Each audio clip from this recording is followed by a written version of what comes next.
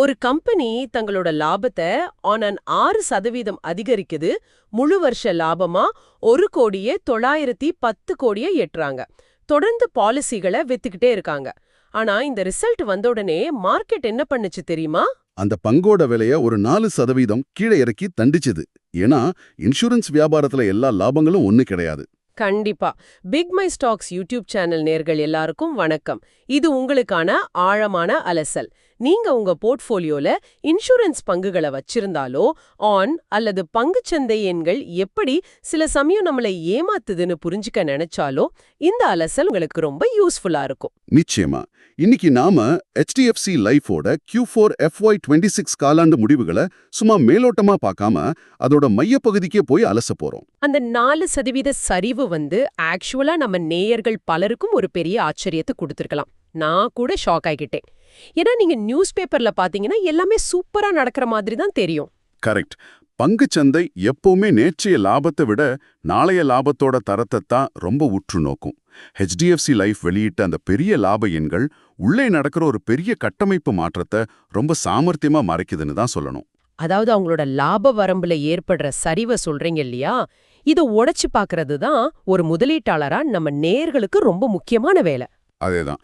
ஏன்னா மேலோட்டமான லாபம் வேற, உண்மையான வியாபார லாபம் வேற. நான் டேட்டாவை பார்க்கும்போது HDFC லைஃபோட மொத்த லாபம், அதாவது அந்த கன்சாலிடேட்டட் பேட் 4.65% அதிகரிச்சு 497.49 கோடியா வந்திருக்கு.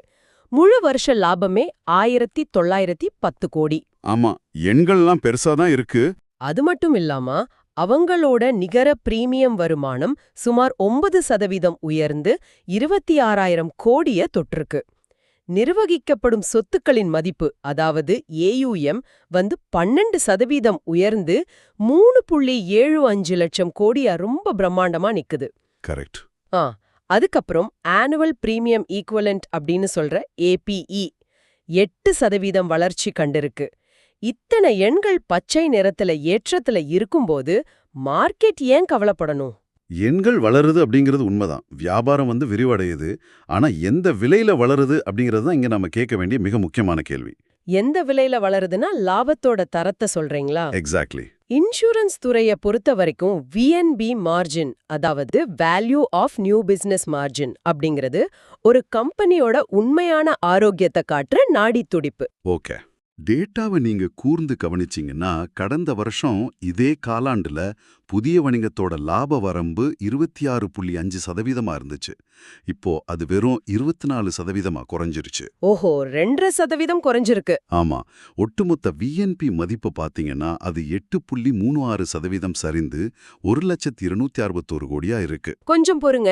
VNP மார்ஜின், ABE அப்படின்னு கொஞ்சம் டெக்னிக்கலா சொல்றீங்க.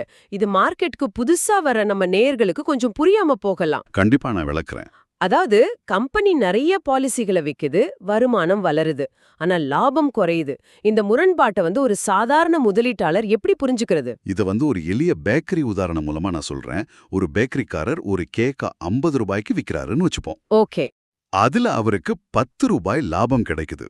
இதுதான் அவரோட லாப வரம்பு. இப்போ மார்க்கெட்ல கடுமையான போட்டி வருது, மூலப்பொருட்களோட விலையும் உயருது. ரைட். அப்போ மார்ஜின் குறையும். அதேதான். இப்போ அதே 10 ரூபாய் லாபத்தை பெற அவர் 2 கேக்களை விற்க வேண்டிய கட்டாயத்துக்கு தள்ளப்படுறாரு. அவர் 2 மடங்கு உழைக்கிறாரு. கடையோட வியாபாரம் பெருசாயிடுச்சு போல தோன்றும். ஆமா, பாக்குறவங்களுக்கு நிறைய சேல்ஸ் ஆகுற மாதிரி தெரியும். அந்த நிறைய சேல்ஸ் ஆகுறது தான் அந்த AOB வளர்ச்சி. ஆனா அவரை வீட்டுக்கு எடுத்துட்டு போற லாபம், அதாவது VNB அப்படியே தான் இருக்கு அல்லது குறையுது. HDFC லைஃப்க்கும் இப்போ இதுதான் நடக்குது. அருமையான விளக்கம். இப்ப புரியுது ஏன் மார்க்கெட் அந்த லாப எண்களை பார்த்து ஏமாறல அப்படின்னு. கரெக்ட். அவங்க அதிக பாலிசிகளை வித்து அதிக பிரீமியத்தை வசூலிக்கிறாங்க. ஆனா ஒவ்வொரு 100 ரூபாய்க்கும் அவங்களுக்கு கிடைக்கிற லாபம் 26.5 ரூபாயிலிருந்து 24 ரூபாயா குறைஞ்சிருச்சு. கடையோட வியாபாரம் பெரிதாகுது, ஆனா கல்லால தங்குற பணம் குறையுது. ஆனா இதுக்கு காரணம் என்ன? பேக்கரிக்காரருக்கு மூலப்பொருள் விலை உயர்ந்தது போல HDFC லைஃப்க்கு என்ன பிரச்சனை வந்துச்சு? முக்கியமா 3 விஷயங்கள் இந்த மார்ஜினை கடிச்சு கொதறதுனே சொல்லலாம். விஷயம் GST தாக்கங்கள். ஓகே, ஜிஎஸ்டி மாறினது ஒரு காரணம். ஆமா, வரி அமைப்புல ஏற்பட்ட சில மாற்றங்கள் அவங்களோட நிகர வருவாயை நேரடியாகவே பாதிக்குது. ரெண்டாவது மற்றும் மிக முக்கியமானது பாலிசி சரண்டர் விதிகள்ல ஏற்பட்ட புதிய மாற்றங்கள். அந்த ஐஆர்டிஏஐ கொண்டு வந்த புதிய ரூல்ஸ் பத்தி சொல்றீங்களா? அதேதான். மூணாவது வங்கிகள் மூலமான காப்பீட்டு விற்பனையில, அதாவது பேங்க் அஷூரன்ஸ் சேனல்ல ஏற்பட்ட மந்தநிலை. அப்புறம் நான் ஃபார் ப்ராடக்ட்ஸ்ல இருக்கிற ரொம்ப அட்ரஸிவான விலைவாசி போட்டி. இருங்க இத ஒவ்வொன்னா பிரிச்சு பாப்போம். இந்த பாலிசி சரண்டர் விதிகள் பத்தி இப்ப மார்க்கெட்ல நிறைய பேசப்படுது. இது எப்படி கம்பெனியோட லாபத்தை குறைக்கும்? இது ஒரு பெரிய டாபிக். அதாவது, நான் ஒரு பாலிசிய வாங்கிட்டு பாதியிலே கட்ட முடியாம விட்டுட்டா அது கம்பெனிக்கு எப்படி நஷ்டமாகும்? அவங்களுக்கு லாபங்கானே? அங்கேதான் இன்சூரன்ஸ் கம்பெனிகளோட மிகப்பெரிய லாப ரகசியமே இருக்கு. அதை நீங்க புரிஞ்சுக்கணும். முன்னாடி எப்படி இருந்துச்சுன்னா, நீங்க ஒரு பாலிசியை வாங்கிட்டு 2வது அல்லது 3வது வருஷத்திலேயே பணத்தை கட்டாம சரண்டர் பண்ணிட்டீங்கன்னா, நீங்க கட்டின பணத்துல ஒரு பெரிய தொகையை அபராதம் அப்படிங்கிற பேரால கம்பெனியே எடுத்துப்பாங்க. ஆமா, எனக்கு ரொம்ப கம்மி அமௌண்ட் தான் திரும்ப கிடைக்கும். கரெக்ட். அந்த அபராதம் கம்பெனிக்கு நேரடியாக கிடைக்கிற லாபமா மாறுச்சு. ஆனா இப்போ காப்பீட்டு ஒழுங்குமுறை ஆணையமான ஐஆர்டிஏஐ என்ன சொல்லிட்டாங்க தெரியுமா? என்ன சொன்னாங்க? ரூல்ஸ மாத்திட்டாங்களா? ஆமா, வாடிக்கையாளர்களோட பணத்தை நீங்க இவ்ளோ பெரிய அளவுல அபராதமா எடுத்துக்க கூடாது, அவங்களுக்கு அதிக பணத்தை திருப்பி கொடுக்கணும் அப்படின்னு புதிய விதிகளை கொண்டு வந்துட்டாங்க. ஓஹோ, அப்படியென்றால் வாடிக்கையாளர் பாதிய விட்டு ஓடினாலும் அதுவரைக்கும் அபராதம் அப்படிங்கிற பேர்ல சுலபமா வந்துட்டு இருந்த லாபம் இப்போ கட்டாயிடுச்சு. அதேதான். அந்த பணம் வாடிக்கையாளருக்கே போயிடுது. அதனால கம்பெனியோட மார்ஜின் ரொம்பவே அடி வாங்குது இல்லையா? மிக துல்லியமா புடிச்சிட்டீங்க. அந்த இலவச லாபம் இப்போ அவங்களுக்கு இல்ல.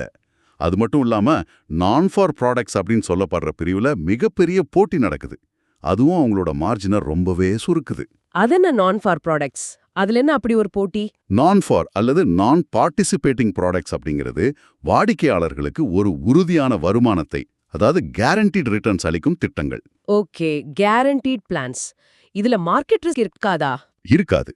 இதுல சந்தை ஏற்ற இறக்கங்களோட அபாயத்தை வாடிக்கையாளர் ஏத்துக்க மாட்டாரு. முழுவதுமா நிறுவனமே ஏத்துக்கும். அப்போ கம்பெனிக்கு ரிஸ்க் ஜாஸ்தி.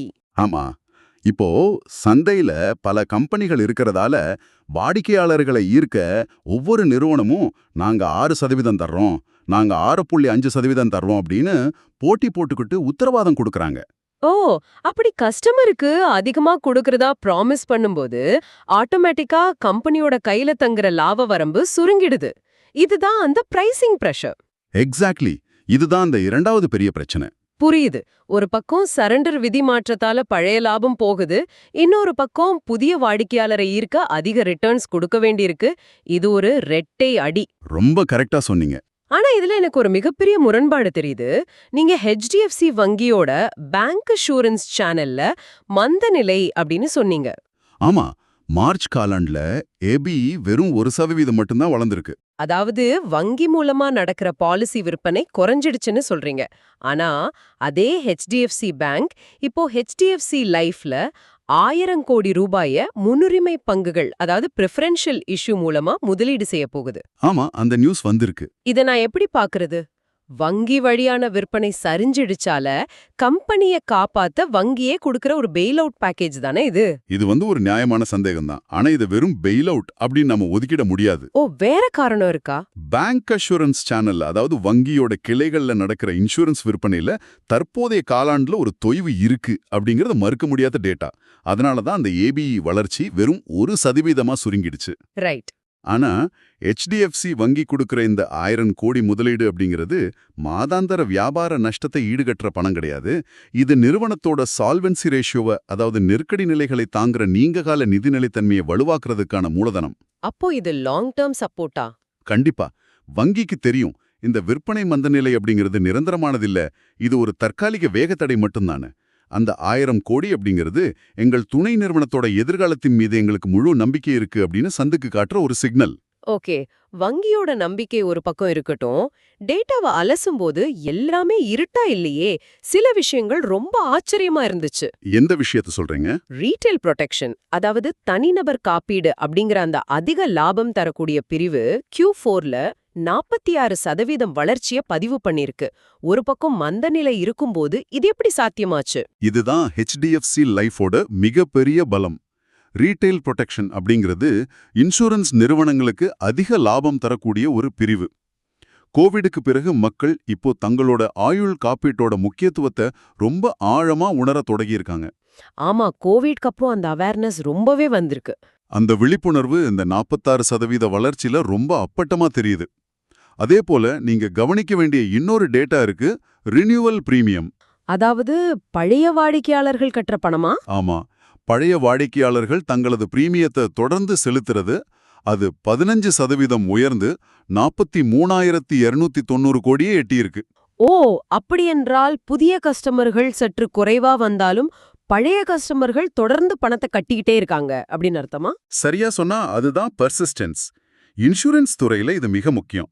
ஒரு கஸ்டமர் 5 வருஷம் 10 வருஷம் தொடர்ந்து பிரீமியம் கட்டுறாருன்னா அந்த நிறுவனத்தோட சேவையின் மீதும் நிலைத்தன்மையின் மீதும் அவர் எவ்வளோ நம்பிக்கை வச்சிருக்காருன்னு அர்த்தம். ஒரு ட்ரஸ்ட் ஃபேக்டர் இருக்குன்னு சொல்ல வர்றீங்க. கண்டிப்பா. ஒரு பெரிய கட்டடத்துக்கு அஸ்திவாரம் எவ்வளோ முக்கியமோ ஒரு இன்சூரன்ஸ் கம்பெனிக்கு இந்த பெர்சிஸ்டன்சி அவ்வளோ முக்கியம். இது உறுதியா இருக்கிற வரைக்கும் HDFC லைஃபோட அடித்தளம் ஆடாது. ஓகே, இந்த மார்ஜின் பிரச்சனைகள்லாம் ஒரு பக்கம் இருந்தாலும் அடித்தளம் பலமா இருக்குன்னு சொல்றீங்க. அப்படியானால் இதுதான் எனக்கான அடுத்த கேள்வி. சொல்லுங்க. அடுத்த நிதியாண்டான FY27ல கம்பெனியோட நிலைமை எப்படி இருக்கும்? நான் இந்த பங்கை வச்சிருக்கேன் அப்படின்னா அடுத்து என்ன நடக்கும்னு எதிர்பார்க்கலாம்?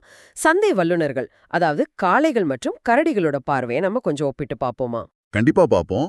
முதல்ல நாம கவனிக்க வேண்டியது FY27ஓட முதல் காலாண்டிற்கு, அதாவது Q1க்கு கம்பெனி தரப்பிலிருந்து உறுதியான வருவாய் இலக்கு, அதாவது கைடன்ஸ் எதுவும் அதிகாரப்பூர்வமா வழங்கப்படல. கைடன்ஸ் கொடுக்கலையா? அப்போ அவங்க ஃபோக்கஸ் எதுல இருக்கு? அவங்களோட முழு கவனமும் இப்போ மார்ஜின் நார்மலைசேஷன் மீது தான் இருக்கு. அதாவது குறைஞ்சு போன லாப வரம்ப மீண்டும் பழைய நிலைக்கு கொண்டு வரதுல தான் தீவிரமா இருக்காங்க. ஓகே.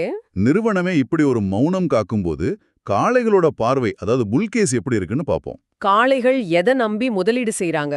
அவங்களுக்கு என்ன ஒரு பாசிட்டிவ் பாயிண்ட் தெரியுது? காளைகள் மிகவும் நேர்மறையான ஒரு எதிர்பார்ப்புல இருக்காங்க.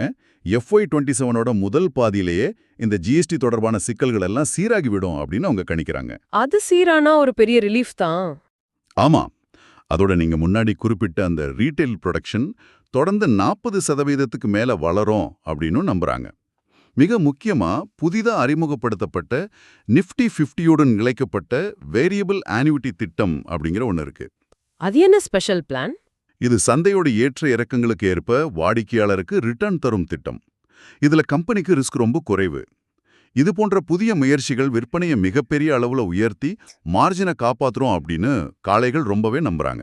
இது பேக்கிறதுக்கு ரொம்ப நல்லா இருக்கு. ஆனா சந்தை எப்பவுமே ரெண்டு பக்கமும் யோசிக்குமே. கரடிகளோட பார்வை என்ன? அவங்க எங்க பயப்படுறாங்க? கரடிகள் இந்த மார்ஜின் சுருக்கத்தை பார்த்து சற்று எச்சரிக்கையாகவே இருக்காங்க. அவங்களோட வாதம் என்னன்னா, லாப வரம்பு மீண்டு வர்றதுக்கு, அதாவது VNP மார்ஜின் மீண்டும் 26% அப்படிங்கிற பழைய நிலைக்கு செல்றதுக்கு நாம நினைக்கிறத விட அதிக காலதாமதமாகலாம். ஓ, அது சீக்கிரம் நடக்காதுன்னு நினைக்கிறாங்க. ஆமா, HDFC வங்கி சேனல்ல அந்த நான் பார் ப்ராடக்ட்ஸ்க்கான விலைவாசி போட்டி இதே போல தொடர்ந்துச்சுன்னா கம்பெனியோட லாபம் வளராது. லாபம் வளரலனா வேல்யூவேஷன் அடிவாங்குமே. எக்ஸாக்ட்லி. லாபம் வளராத போது இப்போதைய EBIT வளர்ச்சியை மட்டும் வச்சு பார்த்தா HDFC லைஃப் பங்கு விலை இன்னும் அதிக மதிப்புடையதாகவே, அதாவது டூ எக்ஸ்பென்சிவாகவே கருதப்படும். பங்கு விலை அதோட உண்மையான மதிப்பை விட அதிகமா இருக்கு அப்படின்னு கரடிகள் வாதிடுறாங்க. ஆஹா, இத ஒரு வாகனத்தோட ஒப்பிட்டா காளைகளை பொறுத்தவரை இது பிட் ஸ்டாப்ல டயர்கள் மாற்றப்பட்டு கொண்டிருக்கும் ஒரு ரேஸ் கார். சற்று தாமதமானாலும் விரைவில் மீண்டும் மின்னல் வேகத்துல டிராக்கிற்கு வந்துவிடும். ஆமா. ஆனா கரடிகளை பொறுத்தவரை இந்த கார் செகண்ட் கியர்லே நீண்ட நாளா சிக்கிக்கிட்டு இருக்கு. இன்ஜின் சூடாகுதே தவிர வேகம் அதிகரிக்கல. அப்படிதானே? மிக ஆழமான ஒப்பீடு. இந்த கார் எப்போது டாப் கியருக்கு மாறும் அப்படின்னு கேட்டா அதுக்கு ஒரு தெளிவான கணக்கு இருக்கு. என்ன கணக்கு அது? எப்போ புதிய வியாபாரத்தோட விற்பனை வளர்ச்சி விகிதத்தை காட்டிலும், அதாவது APE growth காட்டிலும் லாபத்தோட வளர்ச்சி விகிதம், அதாவது VNP growth அதிகரிக்குதோ அப்போதான் இந்த மார்ஜின் பிரச்சனை முழுமையா தீர்ந்ததா அர்த்தம். அது வரைக்கும் கரடிகளோட கைதான் ஓங்கி இருக்கும். ஆஹா, சந்தை இப்போ அந்த புள்ளியத்தான் ஒரு பூத கண்ணாடி வச்சு உற்று நோக்கிக்கிட்டு இருக்கு. இததான் சந்தையும் ஏப்ரல் 16 அன்னைக்கு வெளிப்படுத்துச்சுன்னு நினைக்கிறேன். முடிவுகள் வெளியான அந்த தினத்துல பங்கு விலை சுமார் 4% சரிந்து 606.2 அப்படிங்கிற இன்ட்ராடே அளவு தொட்டுச்சு. கரெக்ட், அந்த ஃபால் வந்துச்சு. நம்ம நேயர்கள்ல பலர் அந்த சரிவை பார்த்து தங்களோட போர்ட்ஃபோலியோல சிவப்பு நிறத்தை பார்த்து அவ்வளவுதான் வித்துட்டு வெளியே வந்துடலாமா அப்படின்னு கூட யோசிச்சிருக்கலாம். இது அவங்க எப்படி அணுகணும்? முதலீட்டாளர்கள் அந்த 4% சரிவை பார்த்து பதற்றப்பட தேவையில்லை. நாம முன்னாடியே பேசின மாதிரி சந்தை லாபத்தோட எண்களை விட லாபத்தோட தரத்துக்கு தான் அதிக மதிப்பளிக்கும். அதனால தான் அந்த தண்டனை. ஓகே. ஆனா வியாபார மாடல் மேல சந்தேகம் இல்லையா? இல்ல, இது ஒட்டுமொத்த வியாபார மாடலின் மீதான சந்தேகம் கிடையாது. நிறுவனத்தின் மீது சந்தேகத்துக்கு இன்னும் நம்பிக்கை இருக்கு. இந்த சரிவை நாம ஒரு ரீரேட்டிங் பாஸ், அதாவது பங்கோட மதிப்பீட்டை சற்று நிறுத்தி வச்சிருக்க ஒரு நிலை அப்படின்னு தான் பார்க்கணும். இது ஒரு டெம்பரரி பாஸ் தான். ஆமா, அதோட ஒரு பங்கிற்கு 2.10 ரூபாய் அப்படிங்கிற இறுதி டிவிடெண்ட் அறிவிப்பு வந்ததால பங்கு விலை அதல பாதாளத்துக்கு செல்லாம அது ஒரு பெரிய குஷனா செயல்பட்டு தடுத்துடுச்சு. ஓகே. அப்படி என்றால் முதலீட்டாளர்களுக்கான வியூகம் என்னவா இருக்கணும்? இப்போ உங்ககிட்ட HDFC லைஃப் பங்குகள் இருந்தாலோ அல்லது புதுசா வாங்க நினைச்சாலோ என்ன செய்யறது? 3 வகையான முதலீட்டாளர்களுக்கு 3 விதமான வியூகங்கள் இருக்கு. நீண்டகால முதலீட்டாளர்கள், அதாவது லாங் டேர்ம் இன்வெஸ்டர்ஸ், இந்த பங்கை தொடர்ந்து ஹோல்ட் செய்யலாம். ஏன்னா அவங்களோட அடித்தளம் ஸ்ட்ராங்கா இருக்கு. அதேதான், அவங்களோட ரினியூவல் பிரீமியம் மற்றும் வங்கி நெட்வொர்க் போன்ற அடித்தளம் இன்னும் மிக பலமாகவே இருக்கு. தற்போதைய பிரச்சனைகள் நிறுவனத்தோட கட்டமைப்பு சார்ந்தவை கிடையாது, மாறாக சந்தையோட சுழற்சி சார்ந்தவை, அதாவது சைக்கிளிக்கல். அப்போ புதிதா வாங்க நினைக்கிறவங்க என்ன பண்ணலாம்? புதிதா வாங்க நினைக்கிறவங்க தங்களோட மொத்த பணத்தையும் ஒரே அடியா போடாம சிறுக சிறுக வாங்கலாம். அதாவது ஸ்டாகர்ட் பையிங் முறையில வாங்குறது ரொம்ப புத்திசாலித்தனம். இங்கே எனக்கு ஒரு மாற்று கருத்து இருக்கு. பங்கு விலை கீழே விழும்போது வாங்குறது லாபகரமானது அப்படின்னு பலர் சொல்வாங்க. ஆனா இது பல நேரங்கள்ல கீழே விழும் கத்திய பிடிப்பதற்கு சமம் அல்லவா? அது ஒரு நல்ல கேள்வி. கத்தி தரையில விழுந்து நிலை பெறும் வரை காத்திருக்கிறது தானே புத்திசாலித்தனம். குறுகிய கால வர்த்தகர்கள், அதாவது ட்ரேடர்ஸ், எப்போ என்ட்ரி கொடுக்கணும்? அந்த எச்சரிக்கை உணர்வு மிக அவசியம். குறுகிய கால வர்த்தகர்கள் அவசரப்படக்கூடாது. கீழே விழும் கத்தியை பிடிப்பது ஆபத்து தான். அவங்க காத்திருக்க வேண்டிய அந்த மேஜிக் எண் 25 முதல் 26%. VNP margin 26% தொடணும். ஆமா, புதிய வியாபாரத்தோட லாபத்தன்மை மீண்டும் அதோட பழைய 25 முதல் 26% அளவை எட்டும் வரை காத்திருப்பது பாதுகாப்பானது. அதுவரை பங்கு விலை ஒரு பெரிய பிரேக் அவுட் கொடுக்காம ஒரு குறிப்பிட்ட ரேஞ்சுக்குள்ளேயே சுத்திக்கிட்டு இருக்க அதிக வாய்ப்பு இருக்கு. சரி, அடிப்படை பகுப்பாய்வை, அதாவது ஃபண்டமெண்டல் அனாலிசிஸ மிக தெளிவா நாம பார்த்துட்டோம். எண்கள் எப்படி வியாபாரத்தை இயக்குதுன்னு அலசிட்டோம். இப்போ சார்ட்டுகள் என்ன சொல்லுது? டெக்னிக்கல்ஸை பார்க்கணும். ஆமா, ஏப்ரல் 16 சரிவுக்கு பிறகு டெக்னிக்கல் நிலைகள் ட்ரேடர்களுக்காக என்ன சமிக்ஞைகளை கொடுக்குதுன்னு சொல்லுங்க. தற்போதைய விலை, அதாவது CMP 625.4 ரூபாயா இருக்கு.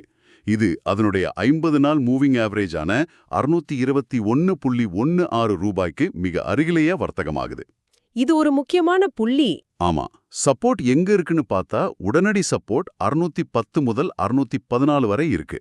ஒருவேளை சந்தையோட அழுத்தத்தால அந்த சப்போர்ட் உடைந்தால் அடுத்த வலுவான சப்போர்ட் 603 முதல் 594 வரை இருக்கு.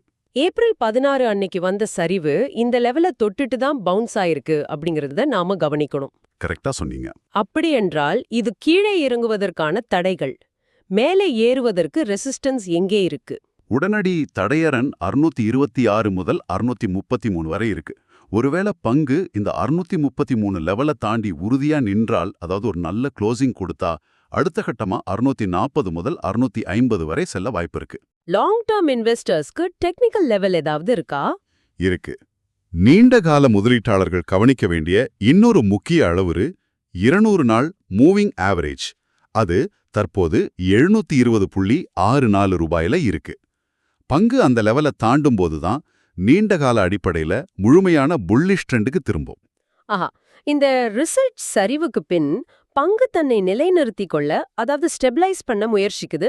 626க்கு மேல தொடர்ந்து வர்த்தகமானால் இது மீண்டும் ஒரு பாசிட்டிவ் மூவ்மெண்ட்டை கொடுக்கும் அப்படின்னு ட்ரேடர்கள் எதிர்பார்க்கலாம். சரியா? ஆம், டெக்னிக்கல் சார்ட்ல அதுதான் நிலவரம். ஆனா இந்த சார்ட்டுகளையும் லாப எண்களையும் தாண்டி இன்று நாம பேசின டேட்டாஸ் நமக்கு ஒரு மிகப்பெரிய விஸ்வரூபம் எடுக்கும் ஒரு கேள்வியை எழுப்புது. அப்படி என்ன பெரிய கேள்வி அது? அதுதான் இந்த நியூ நார்மல். நாம விவாதிச்சோமே, அந்த புதிய சரண்டர் விதிமுறைகள். அது ஒரு தற்காலிகமான பிரச்சனை கிடையாது. இது ஒட்டுமொத்த ஆயுள் காப்பீட்டுத் துறையோட வியாபார மாடலையே முற்றிலுமா மாற்றக்கூடிய ஒரு நிலநடுக்கம். ஓ, இது அவ்ளோ பெரிய விஷயமா? கண்டிப்பா. இதுவரை வாடிக்கையாளரோட நஷ்டத்தை தங்களோட லாபமா மாத்திக்கிட்டு இருந்த நிறுவனங்கள் இனி அதை செய்ய முடியாது. அப்படியானால் இனிவரும் காலங்கள்ல நாம அந்த பழைய 26 முதல் 28% லாப வரம்புகளை பார்க்கறதே கடினமா? இது ரொம்ப சீரியஸான பாயிண்ட். ஆமா, இதுதான் இன்சூரன்ஸ் துறையோட புதிய இயல்பு நிலையா, அதாவது நியூ நார்மலா. இது HDFC லைஃபை மட்டும் பாதிக்கும் விஷயம் கிடையாது. ஒட்டுமொத்த இன்சூரன்ஸ் துறையே மாற்றப் போகும் ஒரு விஷயம். இதை ஒவ்வொரு முதலீட்டாளரும் தீவிரமா சிந்திச்சு பார்க்கணும். வாவ், அது நிஜமாகவே ஒரு ஆஹா மொமெண்ட். இது வெறும் HDFC லைஃபோட ஒரு காலாண்டு பிரச்சனை இல்ல, ஒரு ஒட்டுமொத்த துறையோட பிசினஸ் மாடலே மிகப்பெரிய சோதனைக்கு உள்ளாகியிருக்கு. இந்த கோணத்துல யோசிக்கிறது மிக மிக அவசியம். நிச்சயமா. பிக் மை ஸ்டாக்ஸ் நேயர்களே, இது உங்களுக்கான நேரம். உங்ககிட்ட ஒரு நேரடியான கேள்வி. நீங்க என்ன நினைக்கிறீங்க? புதிய விதிகள் வந்த பிறகு இன்சூரன்ஸ் பங்குகளோட லாப வரம்பு மீண்டும் பழைய நிலைக்கு திரும்பும்னு நம்புறீங்களா? HDFC லைஃப் பங்குகள் நீண்ட கால முதலீட்டிற்கு ஏற்றதா, அல்லது இந்த மார்ஜின் பிரச்சனை முழுமையா தீரும் வரை கத்தியா பிடிக்காம காத்திருக்கிறது நல்லதா? அவங்களோட கருத்துக்களை கமெண்ட்ஸ்ல தெரிஞ்சுக்க ரொம்ப ஆர்வமா இருக்கேன். ஆமா, உங்களோட கருத்துக்களை கீழே கமெண்ட்ல சொல்லுங்க. அங்கு நாம தொடர்ந்து விவாதிக்கலாம். ஒரு முக்கியமான கவனத்திற்கு, நாங்க செபியில் பதிவு செய்யப்பட்ட நிதி ஆலோசகர்கள் கிடையாது. எங்களோட இந்த ஆழமான அலசல் முற்றிலும் கல்வி மற்றும் தகவல் நோக்கங்களுக்காக மட்டுமே வழங்கப்படுது. எங்களோட நோக்கம் தரவுகளை உங்களுக்கு புரிய வைப்பது மட்டுமே. பங்குச் சந்தையில எந்த ஒரு முடிவையும் எடுக்கும் முன்போ அல்லது முதலீடு செய்வதற்கு முன்போ உங்க சொந்த ஆராய்ச்சியை மேற்கொள்ளவும் அல்லது உங்க தனிப்பட்ட நிதி ஆலோசகரை அணுகவும். மீண்டும் ஒரு சுவாரஸ்யமான ஆழமான அலசலில் உங்களை சந்திக்கும் வரை தொடர்ந்து கற்றுக்கொண்டே இருங்க. சிறப்பான முதலீட்டிற்கு வாழ்த்துக்கள்.